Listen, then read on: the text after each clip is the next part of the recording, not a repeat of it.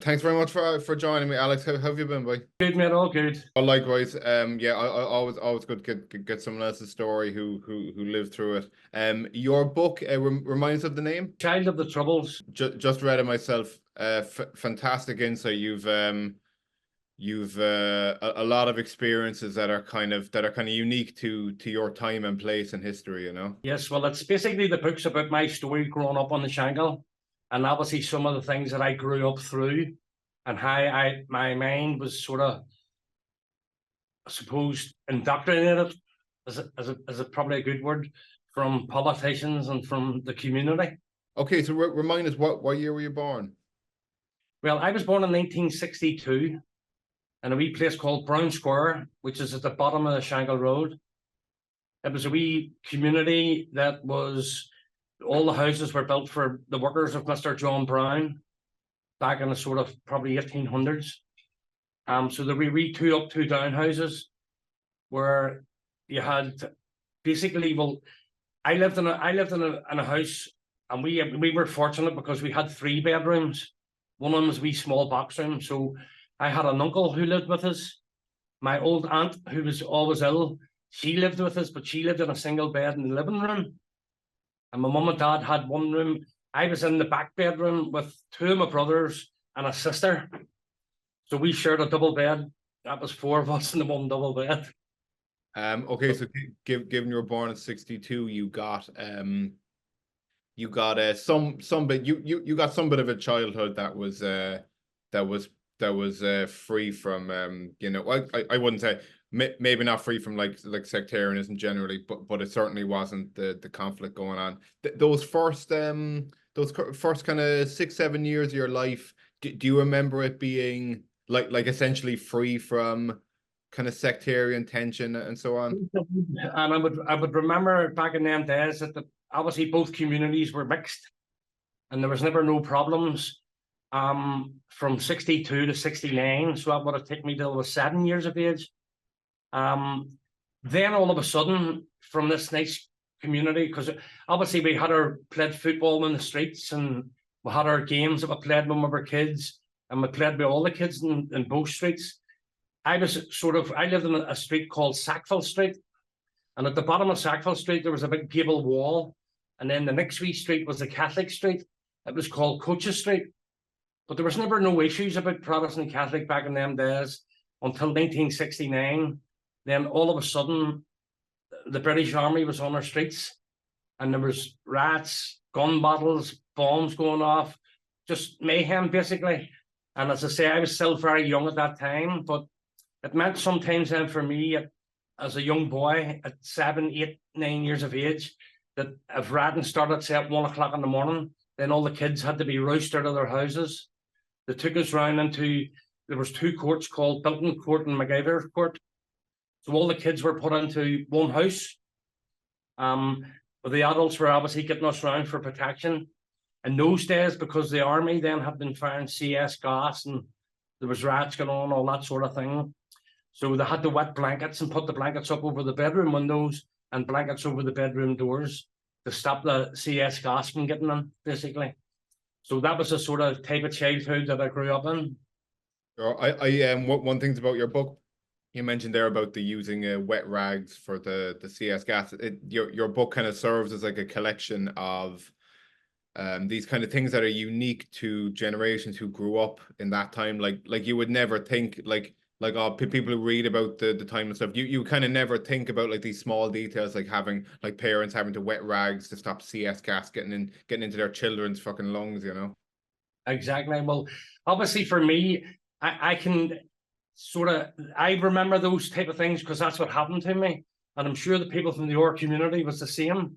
You know, we all had the same experiences. We were all going through the same things, but I have those memories because every time that I had to be raced around into this wee court where everybody was put for safety, you know, you had to go through the middle of a riot because obviously all the adults would have been fighting with each other, and we had to go through this where there was bricks and broken glass all over the place. People were throwing petrol bombs. People, you know, that was a sort of atmosphere. That was the kind of thing that was happening to me as I was a child growing up, you know. I can only imagine how fucking utterly terrifying and confusing it would be as a kid. Do you think like during one of those, or like the next morning after one of those occasions that you're talking about where you had to get pulled out of your bed and brought off to a safe house, I suppose.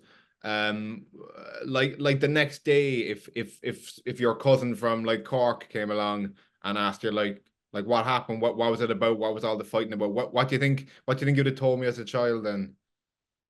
As a child, well, it would have been different, because this is where I'm saying about indoctrination and people putting things in your head, because you had politicians that told you stories, you had your community was telling you stories and stuff like that.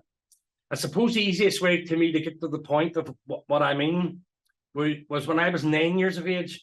We had an old police station in Brown Square, and it was called Brown Square Barracks. Well, obviously the British Army had moved into this barracks. At that particular time, it was the Royal Highland Fusiliers. So in 1971, as I mentioned in the book, like, there was 3 Scottish soldiers murdered up in a place called Laganil. They were murdered by the IRA. So at that particular time, when I was 9 years of age, I was the British Army's mascot. So I used to go to the shop and get them their chocolate and their cigarettes, lemonade. I used to go into the barracks. I had my own wee bed in the barracks, and I had my own wee uniform. And then they took me down to Woolworths and Royal Avenue, or just down on North Street, and bought me a wee toy SLR for my birthday. So I was running about like a wee soldier, and that's what that was how I was growing up, and I wanted to be a soldier. But when the murder of the 3 Scottish soldiers happened, now the 3 Scottish soldiers weren't stationed in Brown Square Barracks. They were actually stationed in a barracks on the Antrim Road called Calderwood Barracks. But at the time when they were murdered, a soldier from Brown Square Barracks actually played the bugle at their funerals over in Scotland. And as a 9-year-old, I had permission to go over to Scotland with the soldier who played the bugle at the funerals, to go over for the funerals. And when I got back home again, as I was growing up at 9, 10, 11 years of age, I started asking questions. Well, who murdered the 3 Scottish soldiers? So I was told by my community, well, it was the IRA. I said, well, who's the IRA? It's the Fenians or the Taigs or the Roman Catholics. So from a very early age, that's what I had got put into my head. So from that moment on, then I started hating people from that community, simply because of the information that I was receiving. For you, like for you at that age, were Catholics and IRA, was it just kind of like synonymous? There was like no like a blurred line between. No difference whatsoever. My community had put it into me that all Catholics are in the IRA, and that's why I just be honest, and I'll be honest and open about that. You understand me? There's no sense in telling lies. That's the way it was at that particular time. Your memory of, okay, so obviously you were kind of knocking about with the soldiers, but this was before the I mean the troubles had begun, but like in terms of a lot of the clashes with British Army, that kind of came after these 3. After 71, well, in 71, when they started murdering British soldiers and British police and all that there, and obviously me being, coming from Shankill, because the Shankill was the bastion of loyalism at that particular time, and obviously that unionism was the key for us, and that's all we were interested in. Now, I wouldn't have been at 11, 12, 13 years of age. I certainly wouldn't have been politically aware of what was going on. But what I was aware of is that there was bombs going off, and there was people being killed, and there were soldiers being killed, and there was police being killed, and there was people from my community being killed. So in a sense, that's what was going in my head. So, and then obviously being reinforced that all Catholics are in the IRA. So I would have grew up basically a sectarian bigot. Now, obviously things would have changed years later, but I'll get to that, as we go through the story. But that's what it was at the time, Do you remember what do you remember about the soldiers that you would be hanging around with? Did they seem okay? So I've read I've read some accounts of British soldiers who describe like their fellow soldiers as like fucking lunatics, like head cases, some of them openly sectarian, plenty then that weren't. They were just kind of normal fellas. What was your impression of the soldiers that you came away with? Well, it actually became very difficult and very confused for me as I got older. because you had sort of like a captain maybe out of the barracks who was coming into the loyalist communities as well. And this fellow was coming in, taking people out of their houses and having fair digs. It was the same as like in Republican areas. I had always remembered back Martin Meehan, that soldiers would have been getting in and fighting him. He was supposed to be like a hard man, and then there was these soldiers who were coming and they were fighting with people from a Republican community, fighting from people from the Protestant community. What I couldn't understand was why they're coming and fighting us when we're the ones that stand to defend them. So that was confusion. And I know obviously we talk about the British Army and police and all that there and about what they did for our community. But I think we had our problems with them. I can remember as a 14-year-old, because I'd have been involved loosely at that particular time then in the riots and stuff that was going on in my own community. But I'd have been walking up the Shankill and a police Land Rover would have pulled in. One of the policemen would have jumped out of the car and me and him would have had a fair dig. And he'd have just went back, got into his Land Rover and drove on. So I didn't get charged with assault, or it was just, he took his flak jacket off and I had a fair go. And that was it. And you just got on with it. So that created a bit of confusion, that I thought we were supposed to be defending these people and then they're coming out and having fair digs. But that was a part of growing up, I see. Yeah, it's always struck me that like obviously the Catholic community, I think the majority of them, it would be fair to say, felt that the RUC was very much against them and wasn't a force for like justice and so on. Did you feel like a similar thing? Did you feel like the RUC was kind of actively against your community? Well, at the beginning, I would have went along with what the whole policy was. Like it was a Protestant police force in a sense at that particular time, because that's what you would have gotten ingrained into you. And then obviously, well, the RUC and then it became the PSNI and all that. But throughout those years, at the beginning, again, I'd have thought, well, I'm here to defend these people.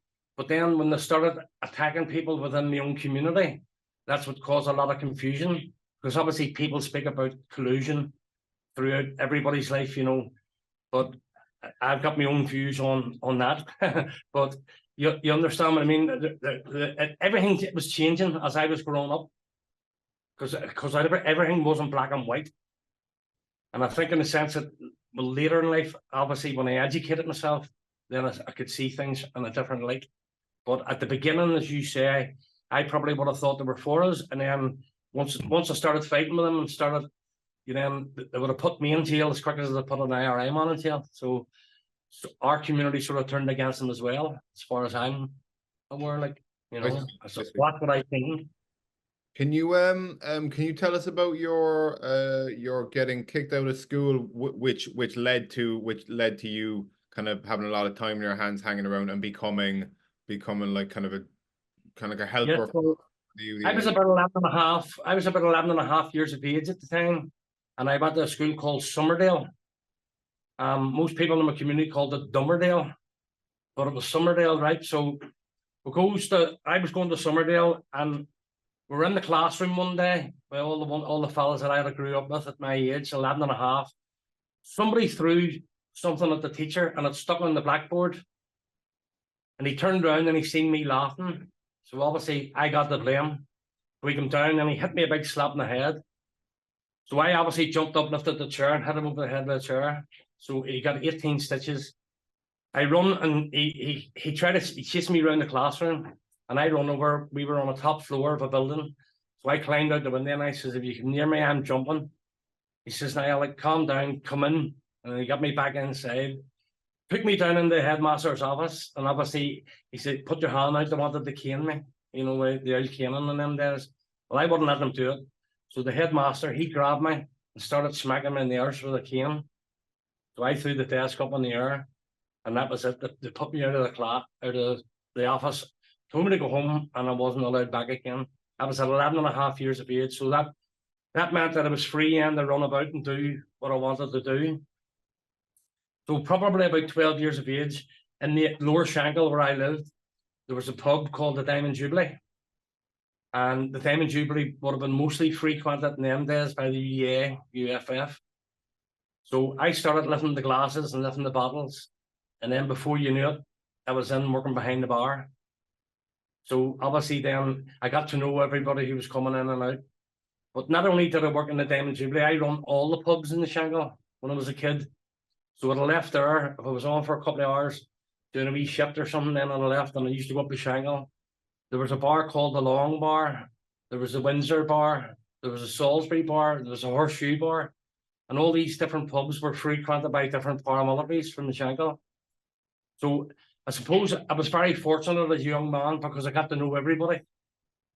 And I think that everybody liked me.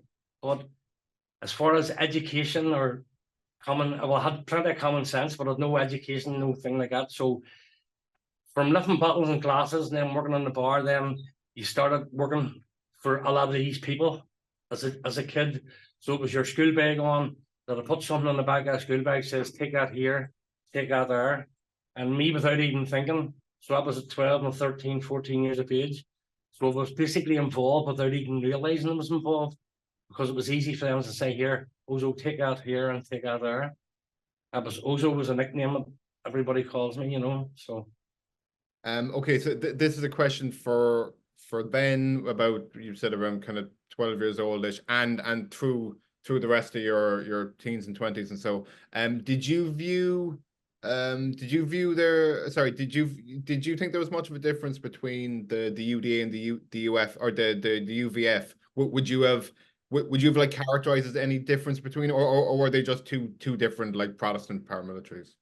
They're just two different Protestant paramilitary organisations, and probably they might have had a different ethos or a different, you know, sort of outlook about how we were going to attain or to remain a part of Britain, remain a part of the Union. Obviously, the Ulster Volunteer Force goes back till the First World War, when people went and fought in the wars and that there. But the Ulster Defence Association would have had the Ulster Defence Union, which was also a way back in time. So I think, in a sense, for me personally, I suppose the easiest way for me to describe it would be that looking at the Shankill and looking at the geography of the Shankill, then it was more likely that you would join a certain organisation if you lived in a certain part of the Shankill. Suppose like the gangs in Dublin or Tala or whatever, you know, whatever area you're in, you were more prone to join whatever the organisation was sort of strongest in that area. Okay, so when did your kind of formal joining come? Well, my formal joining came when I was 16 years of age. I obviously looked about me and I knew loads of people in UDA, loads of people in UVF. And when I was 16, then I went and I joined up. At that particular time, there was a shop in the Shankill where they used to buy these wee blue jackets with a wee blue collar. So when people joined UDA, they got one of these wee jackets with a blue collar. But it was the thing of when I joined the paramilitaries at 16, it was like becoming a part of a bigger family. It was giving you like a sense of identity. And at least, you know, you had these people who were going to be looking after you. I know I was still young, but I was looking up to these sort of people because they were the defenders of the community, for want of a better term. So I wanted to be a part of that. I wanted one of those wee jackets so that I could identify with those people. So at 16 years of age, then I went and I joined the Ulster Defence Association. What were in terms of the stuff that you can speak about anyway? What were like the activities that a 16-year-old in the UDA would be assigned? Well, I suppose at the beginning I would have included anything in regards to terrorism in it, because if you were joining the UDA, then you were joining, and that was it. Like, but I think in a sense, because I was only 16, that I had older members within the Ulster Defence Association who tried to protect me, so that they wouldn't have wanted me to be in like certain squads, because you would have had your different areas of expertise, for want of a better term. That the people would have been maybe carrying out murders, people would have been carrying out robberies, people would have been doing other stuff, you know what I mean? So in a sense, I think I always had people there who would have protected me, so they tried to keep me away from that aspect of it, you know. Sorry. You're grand. Your mentality as a 16-year-old, if someone had if a UDA boss had come to you and said, listen, we want you to go be included on a hit, would you have been up for it? Like 100%, because at that particular time, I believed that if the IRA were killing one of us, then I wanted to kill 10 of them. Simple as that. That was there was that much hatred within me at that particular time. But again, I'd like to stress in the sense that I wasn't fully aware of why, the broader political context of it all. But obviously, there was a time then when I educated myself and got to know. It was like Gussie Spence said to his men, some of his men who had come into prison, "What are you here for?" Or my journey started with another question about who am I? You understand me? So in that context, I can explain that later on, But growing up, I was a bigot. I just hated people in our community because I think that they were out to kill us. And that was what my community had sort of reinforced in me. And that's why. Sorry, go ahead. No, you're going to go. I'd like to say maybe in a sense that, I think sometimes, and I can reflect on this now and see now, I know that there was a lot of bad people from within my community who done a lot of bad things.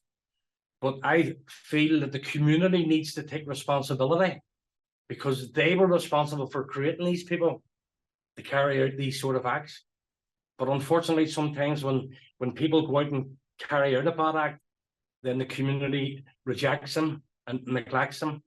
But at the beginning of their lives and their young lives, when they didn't have no education and they were listening to people, so the community actually shaped a lot of people who finished up in prison doing life sentences or murders and the like.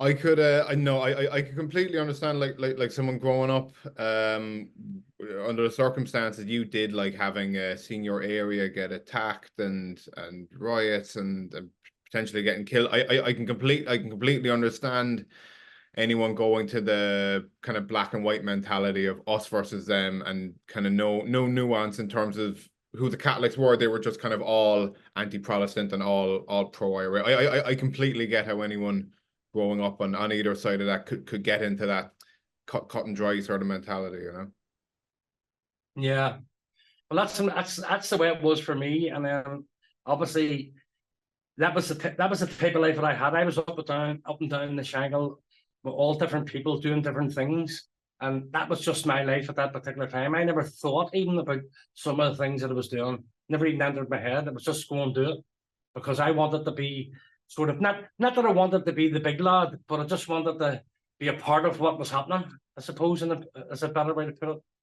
You mentioned one time, I can't remember exactly when it was, but you that this is something for anyone who isn't too familiar with the Troubles as a subject. There was this form of I guess corporal punishment that paramilitaries would carry out against people in their own area instead of to act as like a police force. And this is called kneecapping. You would get like told or dragged outside and shot through the knee as a form of like very serious but non-lethal punishment. Yeah, well, I mean that was a whole thing at that particular time. I actually got shot when I was 16. I wasn't aware who done it or whatever, but well, I suppose in a sense, yeah. I got accused of something that I didn't do. It was about beating someone up, but it was my friends that actually done it. And then when I met them, I'd been away in Scotland for a year living, and I got back home on a Wednesday night.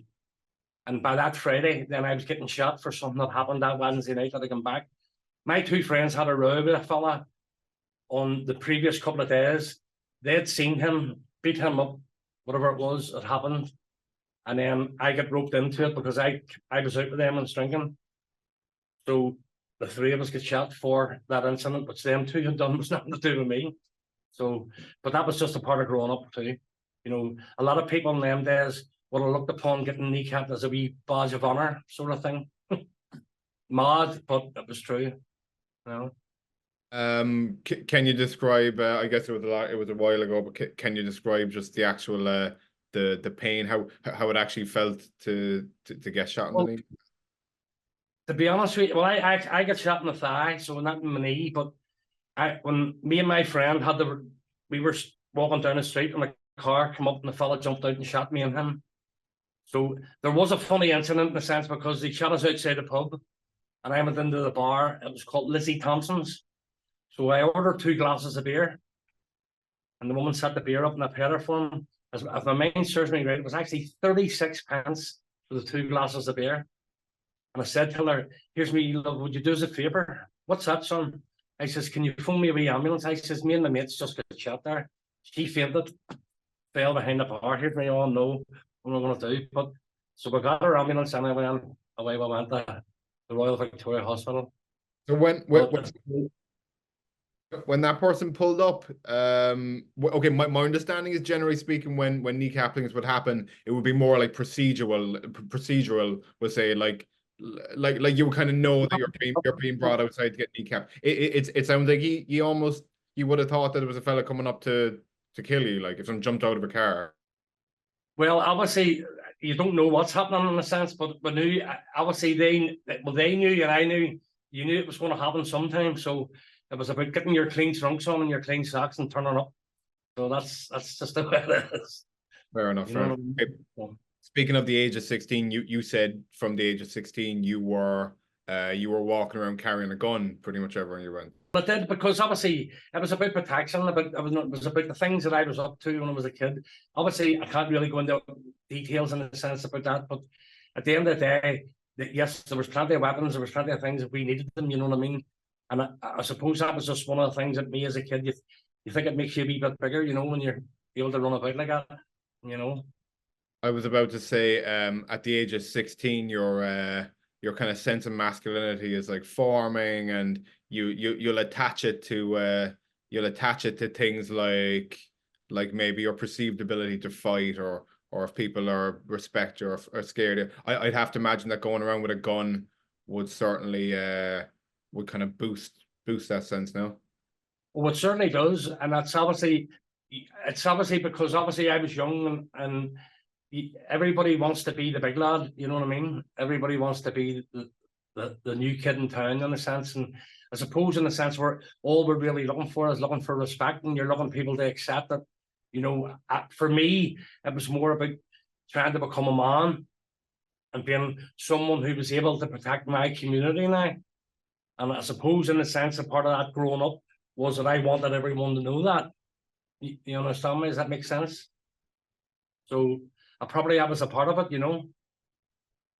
Oh yeah, okay. So I've heard from ex-UVF members that I've spoken to. Eddie Kinner told me it's happened that when he was younger in the UVF, one of their jobs was to steal the personal protection weapons that like a collusive RUC officer would have. Like they would often arm the paramilitaries by letting them kind of steal their personal protection. Did you ever hear of that happening with like UDA members or you or anything? Well, obviously, it would have happened all over the place, mate. And not only policemen and maybe UDR men, and you had farmers who had shotguns. You had, you know, there's all loads of different places where you can get weapons. Like, and I would say that probably the UDA and the UVF, if they knew where there was weapons available, then obviously you would certainly try and steal those weapons, no matter who owned them. You know. Did you in your time in the UDA, did you ever even if you didn't engage in like collusion with any UDR or RUC fellas yourself, did you hear from other members in the UDA of getting help from RUC or UDA or UDR, excuse me? Well, this is probably a wee bit controversial, but see, at the end of the day, my personal opinion is that all organisations colluded with the security forces, both Republicans and Loyalists. And I personally believe that the MI5 and the British Army, or Special Branch and all that, they were in control of everything that happened in Northern Ireland from the 80s. So no matter who got murdered in the Loyalist community or the Republican community, there was collusion between everyone. So if anybody didn't work for the police, then my personal opinion is that the police would have took those people out, whether they're Republican or Loyalist. Like you hear, God, I think the fellas, the one example I'm thinking of is a fella called Albert Baker, and he might have been UDA or he was an old UDA man, Albert Baker. Yeah, so he himself has stories where he said the RUC officers like armed him, made him aware of a particular hit to be done, armed him beforehand, got the weapons off him after it, so he would go through checkpoints unmolested. Anything like that kind of thing? Did even hearing others in the organization? Yeah, I would say that there was lots of that happened, but let's be fair about it, right? We're not saying that all RUC men and all soldiers are corrupt, but there was individuals within all them organizations that certainly would have colluded with both loyalists and Republicans. When you say like collusion, happened. when you say collusion with Republicans, like I don't know that there's any stories out there of like the one I just told about, like Albert Bake. I don't think any IRA men have like anything like that. Like there was definitely, I'm sure there were occasions when like special branch and stuff had an informant in the IRA and was letting them do certain things in order to maintain their position within the organization. Scapatici. Yeah, exactly. But like I don't think. But there's more than Scapatici. There's Martin McGartland. There's different ones there that, and then there's a lot of other ones who, well, it'll probably come out in the future about more. There was a lot of collusion between paramilitaries, both loyalists and Republicans, because there was a lot of loyalist leaders who were colluding with the IRA. Do you think it was like a similar type of collusion that the a lot of collusion between loyalist paramilitaries and Republicans? Certainly there was. Everybody knows it, but everybody's just probably scared to talk about it.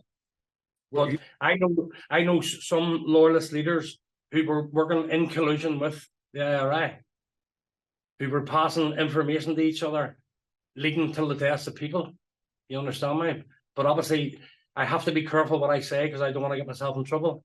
Of course. But there was collusion between Republicans and loyalists. But then it'll come out. It's very interesting, believe me. But there was a lot of loyalist leaders who were like double agents, for want of a better term, because they were working for the security forces, and then they were working in collusion with the IRA as well. As in, like for example, Billy Wright's killing is believed to have been done with like a collusion. Yep. Well, there had to be collusion because they've killed him inside the prison. You know what I mean? So there's no way could they get into his wing, or they shouldn't have been able to get out into that van to murder him. Is that what you mean when you say like that kind of thing? Is that what you mean when you say collusion between Republicans and loyalists, or like other stuff? Like I can understand a leader in the UVF who wants to take out another guy in the UVF, then using the IRA. Is that what you mean, or like more? Well, I mean, there was a certain loyalist leader as a part of my organization, and he was colluding with Republicans to murder loyalists, and he was the one that was passing them the information. Now, obviously, I don't really want to name the person, but everybody in my community will know exactly who I'm talking about. But at the end of the day, why did they have those relationships with those Republicans? And then they were sharing information, and he was going and meeting them, and there was meetings that was going on between UDA and IRA and UDA and NLA. So why were those people meeting? Why had they got an unwritten rule, but don't touch any of the commanders and everybody will be happy? I've heard that too, that there was almost like a list of like top 20s that they both agreed to not talk. Well, that was the reality back in them days. It happened, and so obviously me, like as a volunteer growing up, and then someone who you're looking up to, and you find out that they're up to that type of behavior, and then if there's all of a sudden it could be like 1, 2, 3, 4, 5, 6, and go to 10 or 20, that this person was responsible for getting murdered or murdering himself. Interesting. So spun around among the works when you're growing up as a young UDA man, like. So okay, you've described your mindset at the time. You said you were like very kind of black and white, sectarian mindset, and a place in your head that you've long since gone from. People might know there was a murder that you were involved in 1980 of a fella called Alexander Reed. It was fairly brutal. He was beaten to death with a breeze block. Can you go into just what you feel comfortable sharing from that? Well, obviously, the simplest way for me to put it now is that I came across a group of men on the Shankill Road who were holding two Roman Catholics up against the wall. Two Republicans, they told me, right? So the two Republicans were caught from our down on the Shankill. And as I was walking past this group, one of them said to me, Osso, have you got a gun? And I says, no, but I can get one. As he said that, one of the Catholic fellas run away. So I took the other Catholic guy away, and I set myself up as judge, jury, and executioner, and I took that young man's life. And it was a brutal murder. And all I can say now is, obviously, I regret what I done, and I'm not ashamed to say that. But at that particular time, that was what it made me good. It made me feel good. I'm not going to tell lies about it, because that was me taking the war to the IRA. That's how I felt at that particular time. And then, but when I educated myself and been through what I've been through, then I realized how wrong that was. So for that, I all I can say is I'm sorry, you know. Of course. I was going to say in the we'll say like in the couple of days after the murder, what was your like emotional state? Well, I suppose my emotions were up and down, mate, to be honest with you. And then at that particular time, I think it was about 4 days or 5 days after the murder happened, I actually finished up in Highbank Young Offender Centre for a completely different charge, nothing to do with that. But I finished up in prison I got sentenced to a year.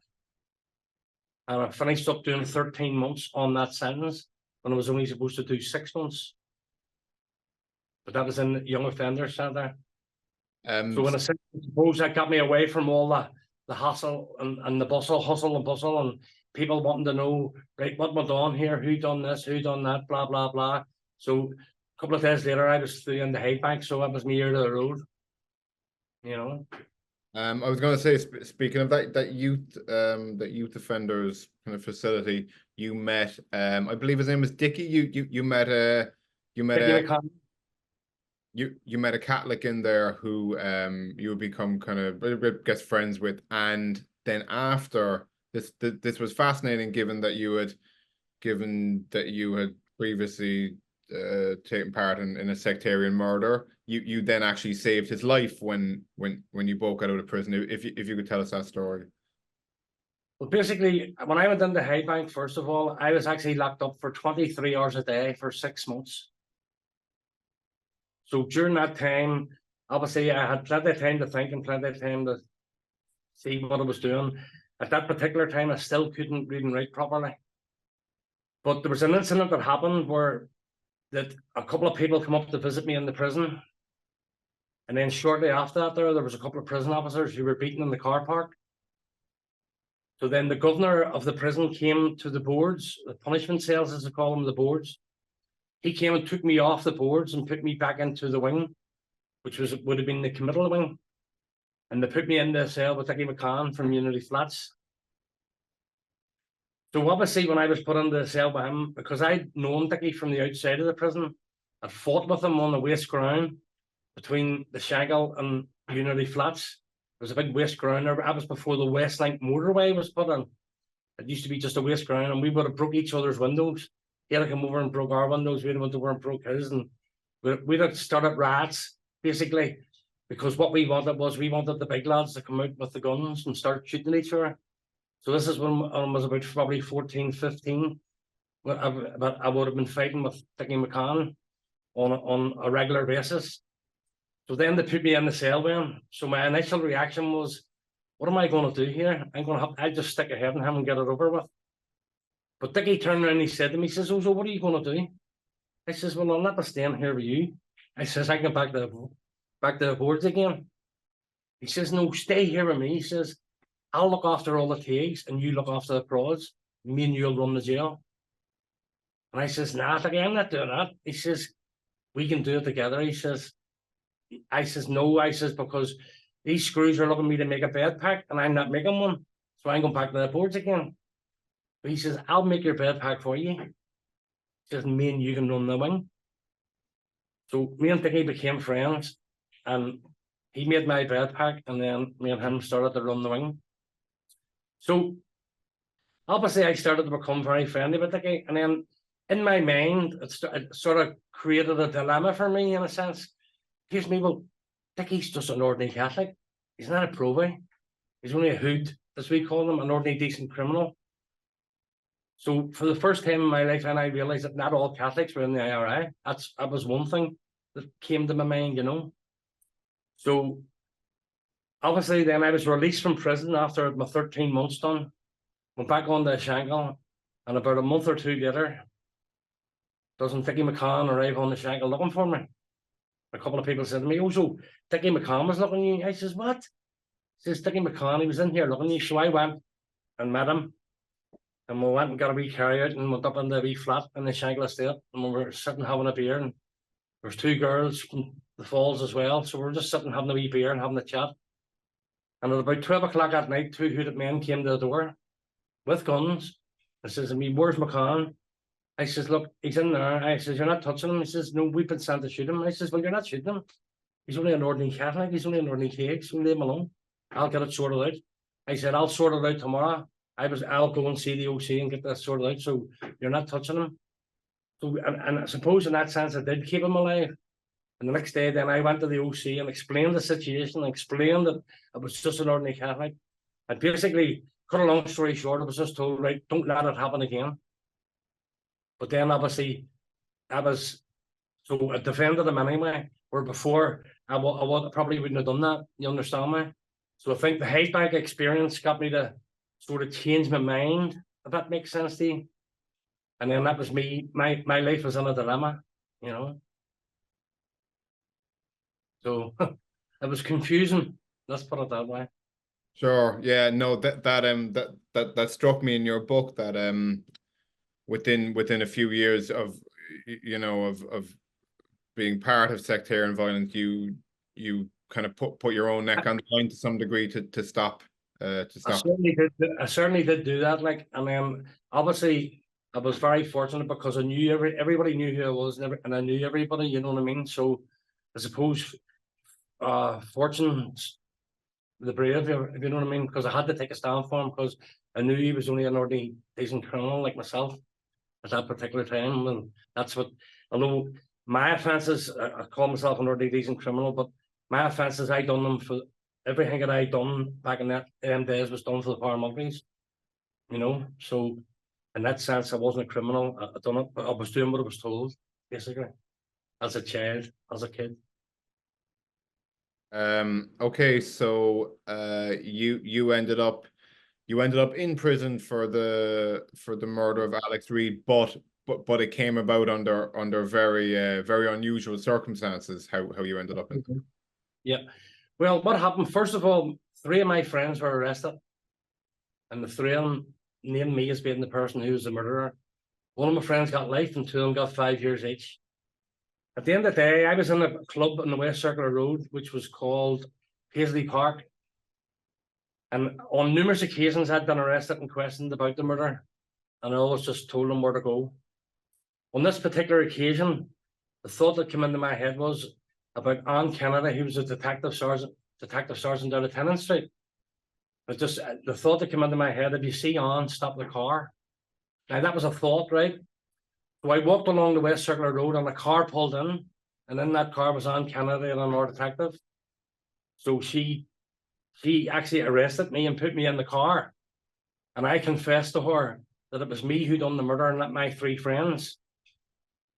So obviously I was taken to Castlereagh. I was charged with a murder.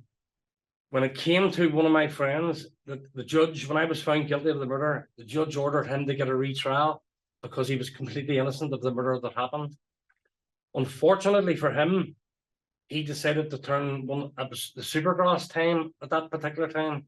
So he decided to turn Supergrass and got everybody arrested, including some of my brothers and uncles, and all sorts of people were arrested.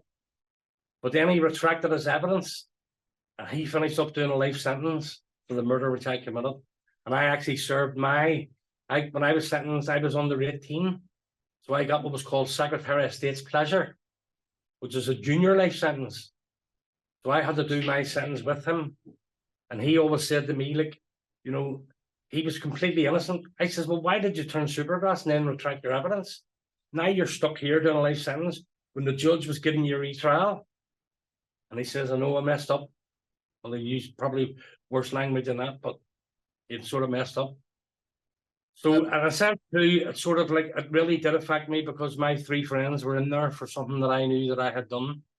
You know what I mean? But then again, look, I was in, and I think probably when I look back in my life, it was probably, if I hadn't went to prison, I'd have finished up dead.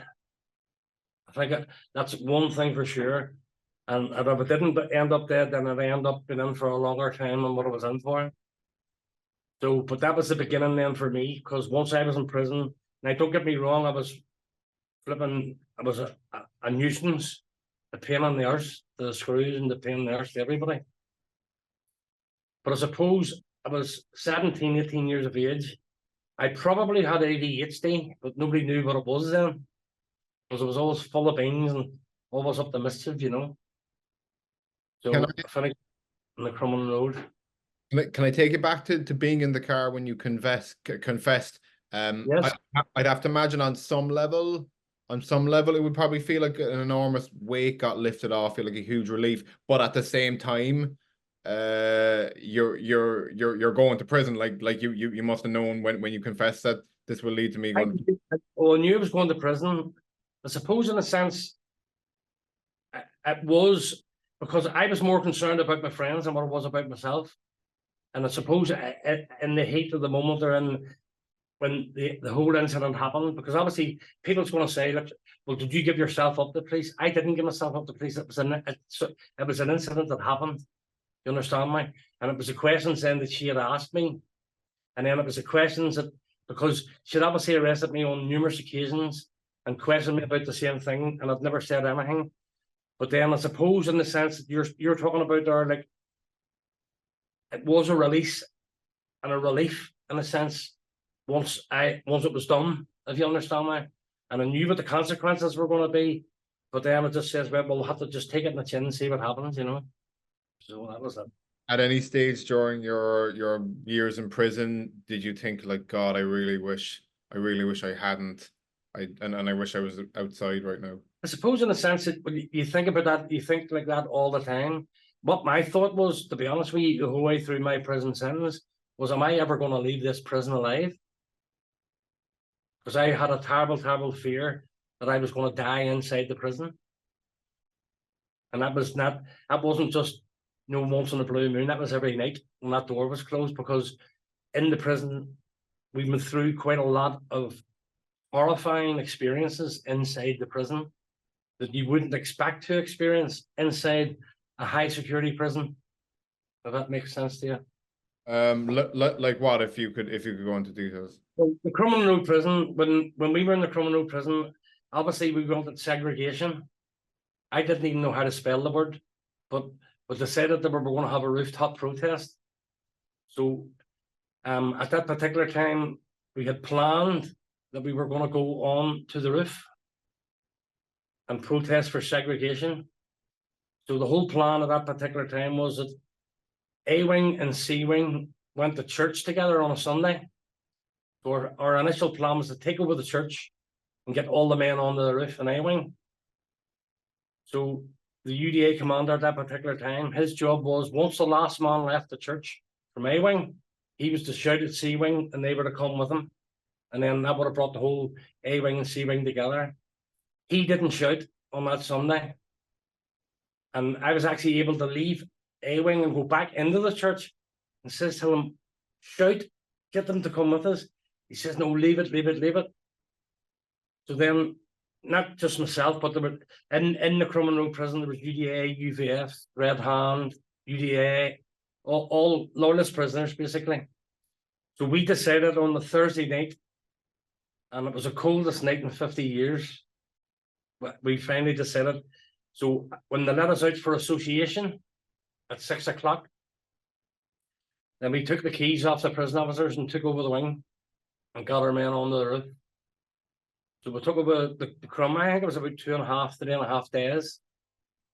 At that particular time, we went up on the roof and it started snowing that night. That's why it was the coldest night in 50 years. I sort of went down the next day and I opened all the cells on the 1s and the 2s, which was all the Republican prisoners. And I put all the Republican prisoners into C wing, or sorry, into the 2s dining hall. This was A wing, into the 2s dining hall. And I went in and had a cup of tea with them and told them what we were doing and that they would be okay. And then we went back up onto I went back up onto the roof. We had 10 prison officers hostage. I think there was about 76 probies. And then, as I say, it was for segregation. So that happened. And then after the protest was over, they moved us down to the Maze prison. But we were still remand prisoners at the time. Because we wrecked the wing. It was £1.5 million worth of damage on the wing. We took fires on the landings. We took the whole roof off, all the slates off the roof, turned the fire hydrant on and flooded the wing. You know, and then they brought us down to the Maze. They said they were going to give us better conditions, but they actually put us into the old blanket cells, which now obviously they'd hosed them down and they were clean, but they were stinking. So after about a week down in the Maze, we finished up, we wrecked the Maze as well. And then obviously brought back up into the Crumlin Road. I went to C wing this time.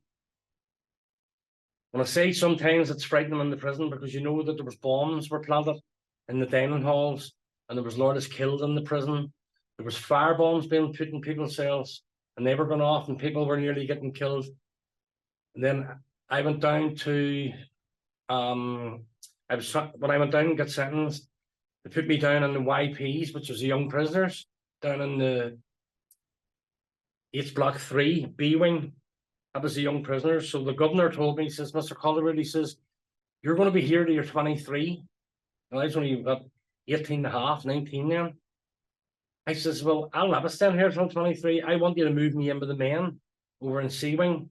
Now there was 9 loyalists and 32 Republicans in the other wing, or 8 loyalists because I was 9 once I got over. He says, you can't be moved out of the YPs, they're 23. I says, well, see, when I go back into the wing, I'm going to bust all your sinks. I'm going to break all your lights. And I'm going to bust all your toilets. And I'm going to wreck the place. He says, you can't do that, Calderwood. I says, well, I can, because nobody's going to stop me. I says, the only way that you're going to stop that is put me in with the men. He says, well, there's only one way I can move you. I says, what's that? He says, I'll put you down as unruly. I says, well, that'll do.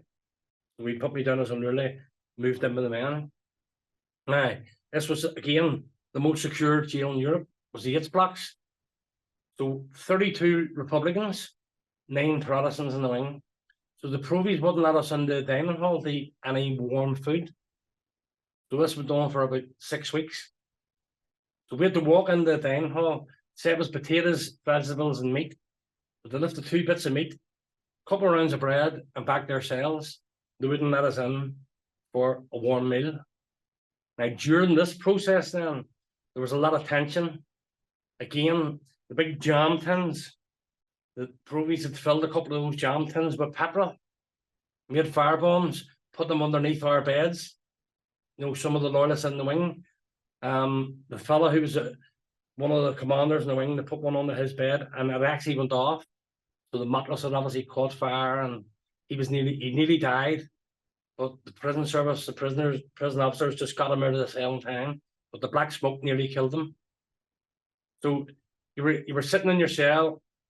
Now I know this is a fact because there was another planned escape by the provost, and there was a certain P.O. Hanna was involved that he had allegedly smuggled in the Semtex, and the provies were going to blow a hole in the outside wall and escape.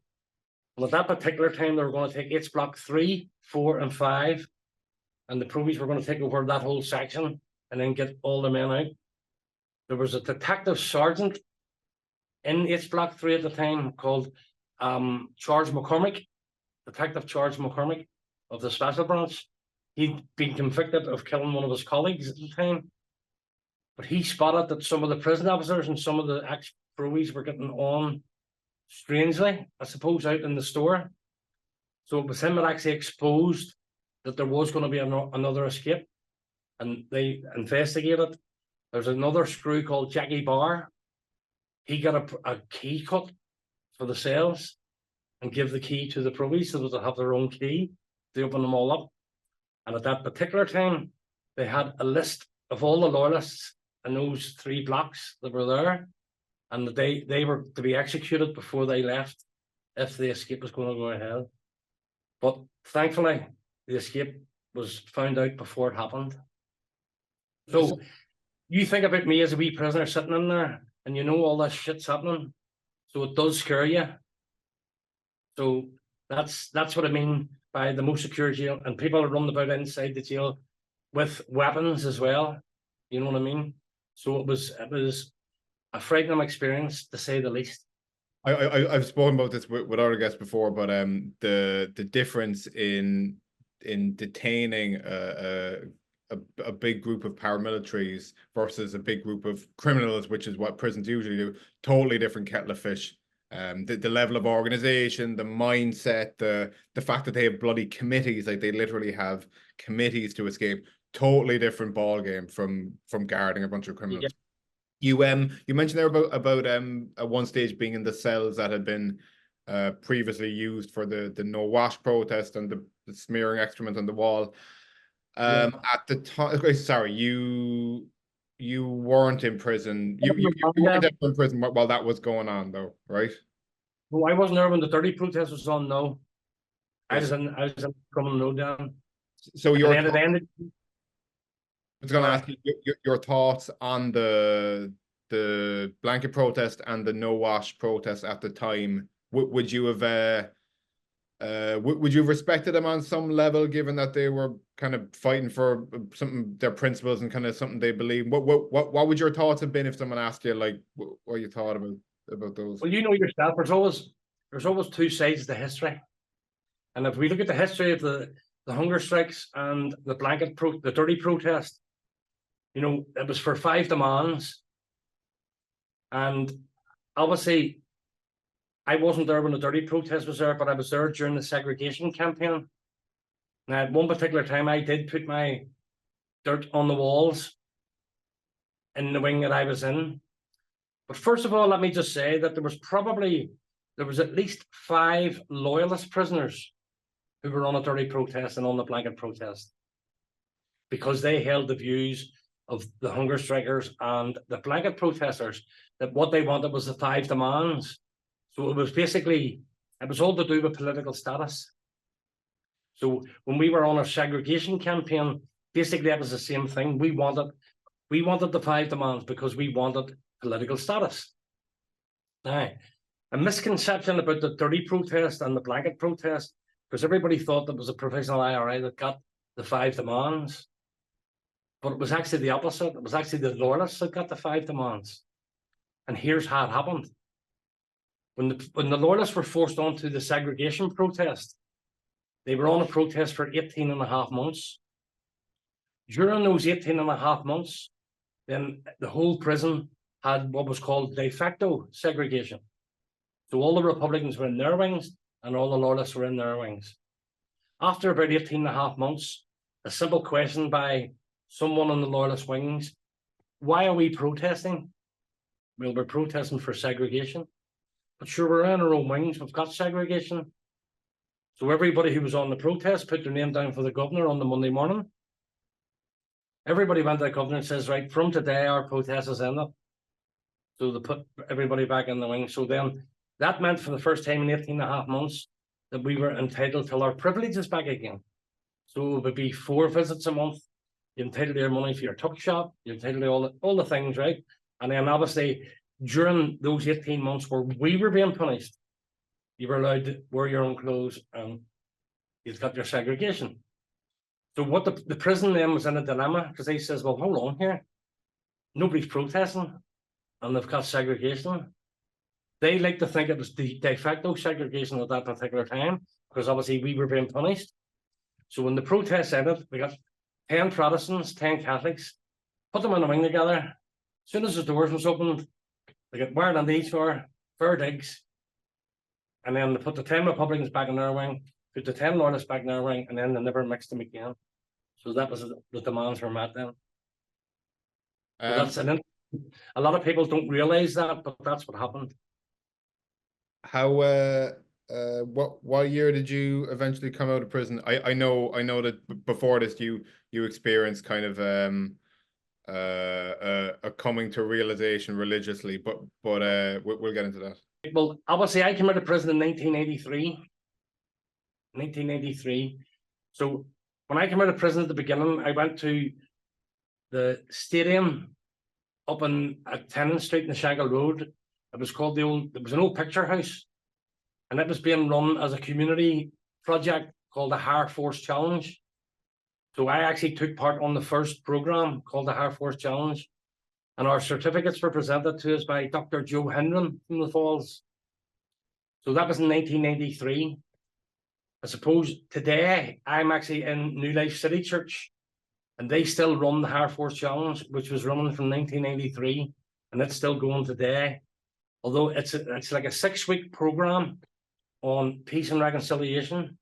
So we get a group from Shankill and a group from the Falls. We bring them together for 6 weeks on a Monday, Tuesday, and a Wednesday from 10 o'clock to 1. And we look at issues to do with peace and reconciliation and about identity and about things, and see what we can learn from the past. So these programs are still running today, and the next course is actually starting on the 23rd of September.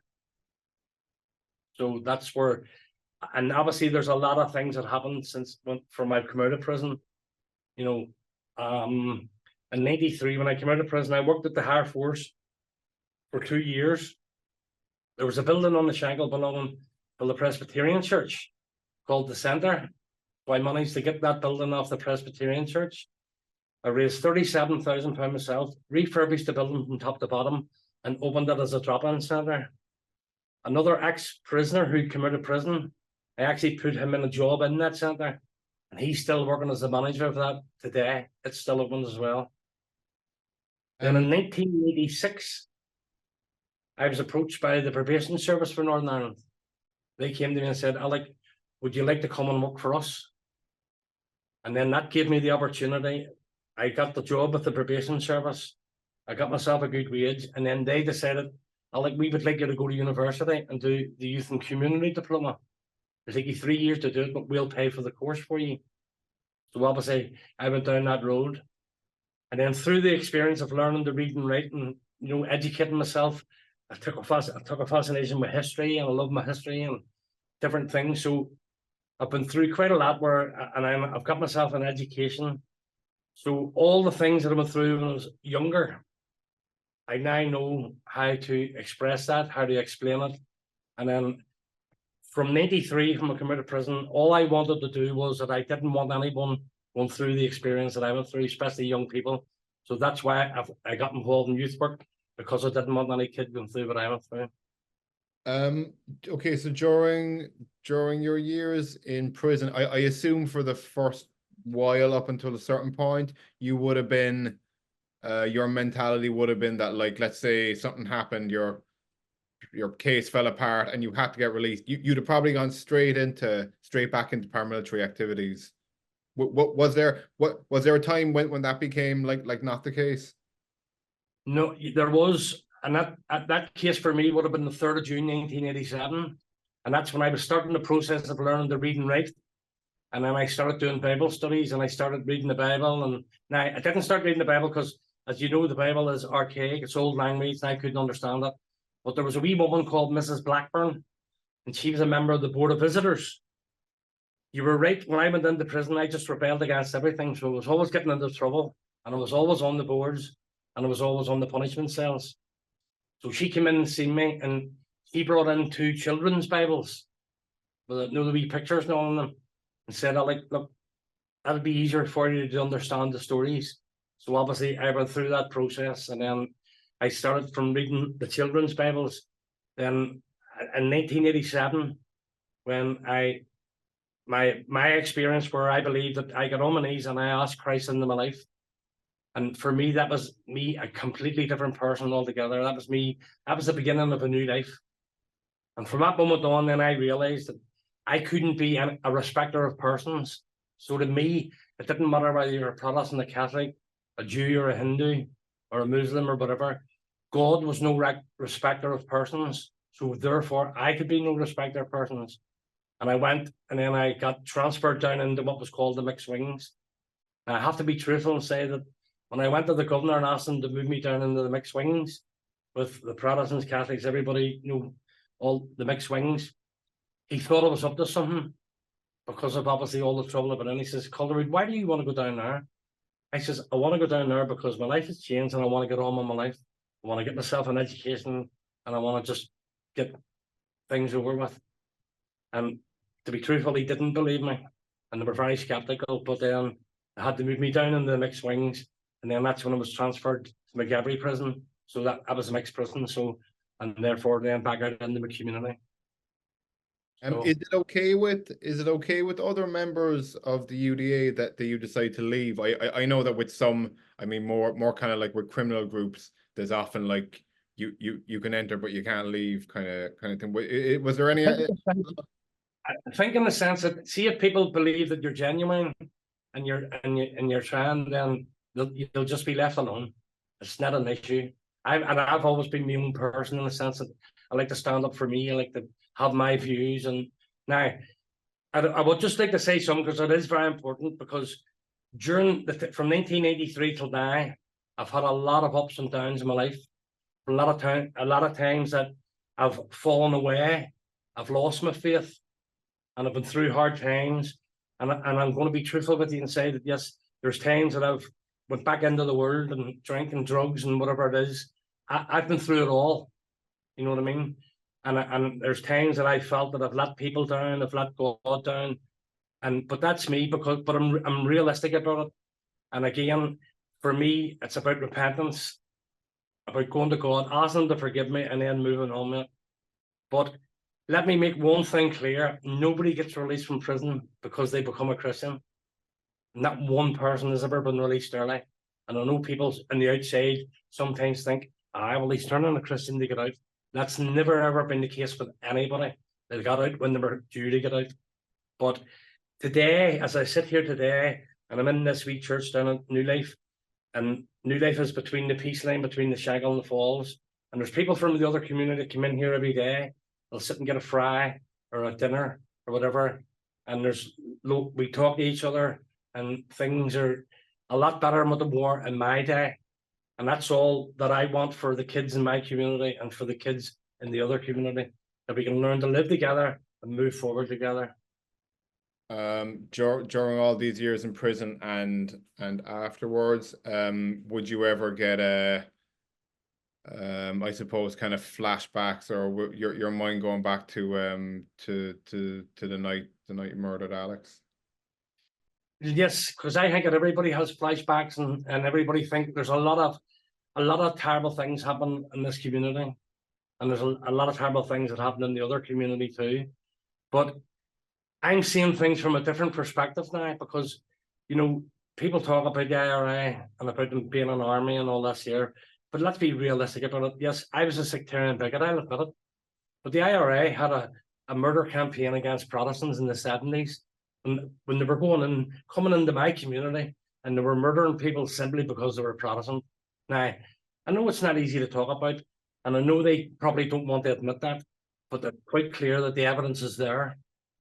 There was 2 brothers murdered in North Belfast, and when the guy went into the Crumlin Road prison, there's a lovely story by Shane Paul O'Doherty, who is a reporter outside, and he wrote a story about this, that he challenged the IRA leadership and said, right, this fella's come in, he was murdered 2 loyalists who he thought were 2 loyalists, but they were 2 Protestants. When he interviewed the guy said, no, I just shot the first 2 Protestants that I came across. So he challenged the IRA leadership outside. Now, this is in the 70s, don't forget. And he challenged the IRA leadership, and then he got a visit from one of the leaders of the IRA that come and and told him, keep your nose out of it and keep your opinions to yourself. And then Shane was transferred over to London to face the charges for his bombing campaign. But I thought that article was very insightful for people like me who lived in this community. That yes, in the 70s, the IRA had a campaign against Protestants for murdering people just because they were Protestants. So I can admit it. Why can they not admit it? And then we can learn and move forward and make sure it doesn't happen again.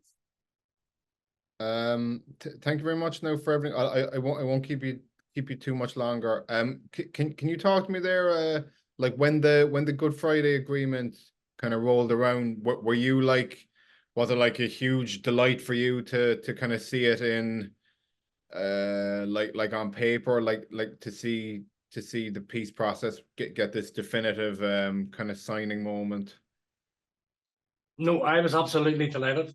I believe in some small way that I might have played a little part in it, because at that particular time, the Albert Reynolds wanted to speak to one of the leaders of a loyalist organisation on the Shankill, and I was able to, through a Dublin businessman, I was able to set that meeting up. So I was able to take one of the leaders down to Dublin, and we went to a hotel and met Albert Reynolds. And then the following week, I took two of them down. But when I entered the meeting, and their purpose of the meeting was that they wanted these two leaders to come into the peace process. And I obviously stood up and left the meeting, because I said, look, I'm a community worker, and left them till it. And shortly, well, a couple of years after that, probably 2 years after that, once the peace process came upon us and the Good Friday Agreement and all that, the same Dublin businessman came back to me again, and he said, look, someone else wants to meet you. Here's me, well, who is it? And again, I'll not mention his name, but it was the Belfast Brigade commander of the IRA who had sent for me. And I went and I met him, and I says, what is it you want? He says, I need you to help me, Osso. I says, what is it? He says, I need to meet the UDA. He says, the IRA, the war's over. So I was able to set that meeting up and let them move forward. So for that, I'm thankful that I was able to be in that position to do that. And I shall continue to try and unite the two communities rather than divide them. And that's why I like, obviously I'm actually retired in the sense I don't work, but I'm a participant.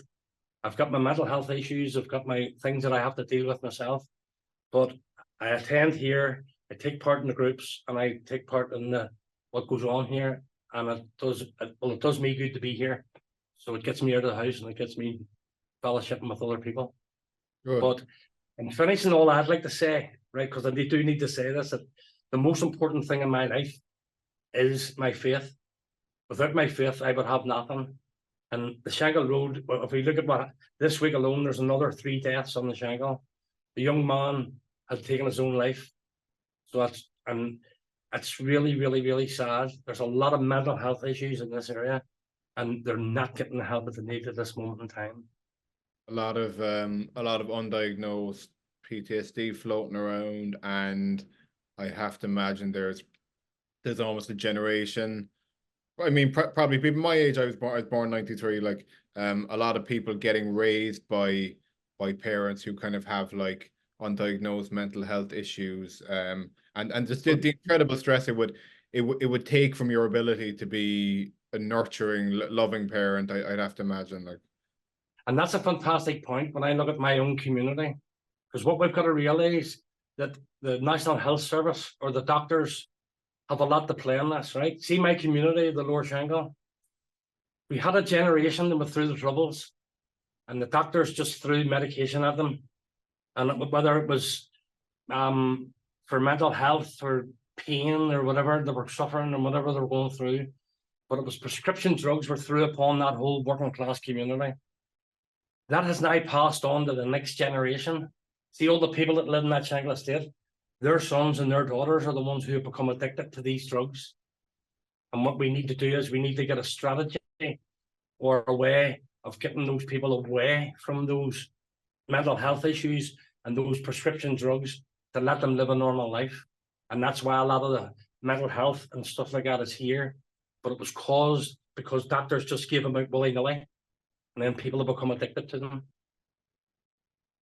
Sorry, I meant to ask this earlier, but I forgot. You mentioned in the book at one stage that you very, very narrowly avoided getting shot in the head in a place called Glencairn. In fact, the bullet went through your hair, you said. No, there was an incident in Glencairn when I was 16 years of age that I was coming out of it was like a sort of social club there.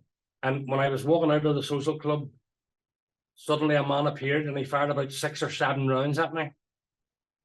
And one of those rounds would have been through, I had a wee bit of hair in them days, but it would have been through my hair, but I managed to get away. And again, that was just probably one of many incidences that happened as I grew up as a child. And thankfully, well, the way that I look upon it, when I look back, it was just one of those moments that God had his hand upon my life, you know. This was someone who was specifically targeting you, right? Well, he was specifically targeting me because there was nobody else there, and all the rounds were fired at me. 100%. Did you ever find out anything about it after, kind of who it was? No, Or get out of the road as quickly as possible. I didn't want to know nothing about it. But obviously, it was reported to all my people and to make sure it was all right, you know. Very good. Thank you so much now for all your insights and everything you shared. It's very important to. It's very important to more information is always good from people of various sides of this whole conflict that happened, you know. Well, thanks very much, man. Thank you. Is there anything, just as a final thoughts or final words you want to leave the audience with, or anything maybe that you came into this wanting to mention but we didn't get around to? Well, if you don't mind, in a sense, because obviously my faith is the most important thing to me. But there was when I went to Manchester, or went to Liverpool, sorry, for a conference in 1996.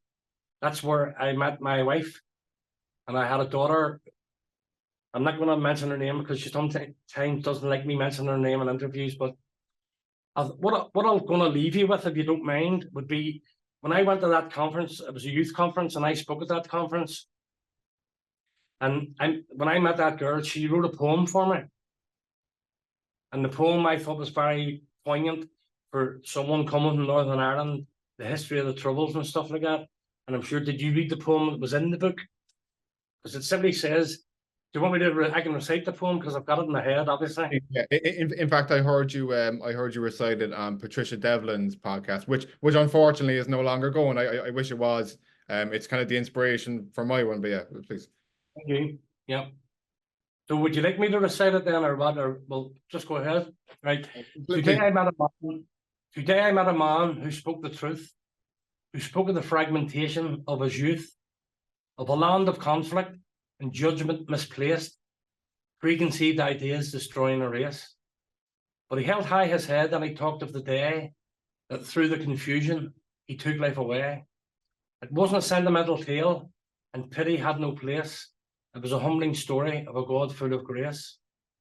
A simple reminder that sin has no size, of the equality we share if we look through God's eyes. We are each of us guilty, but blameless through grace. We are each of us saved through shame and disgrace. Today I met a man who spoke the truth, but spoke it out just as it is, in the knowledge that God's forgiveness is his. Thank you. Very nice. That must have been quite a profound moment. Being it's a very, very profound moment. Yes, honestly, it wasn't. That summed my life up. You know, it summed my life up. I couldn't have put it into those words. Do you understand me? I was gonna say the timeline of it, like she wrote the poem and then like met you and handed you the poem as you first met. The next day, and that's we first met, and then we were married within 6 weeks. Thank you so much. Now, appreciate it all. Yeah, everything you shared and all your insights. No problem. And good to meet you. Don't forget the phone ringing.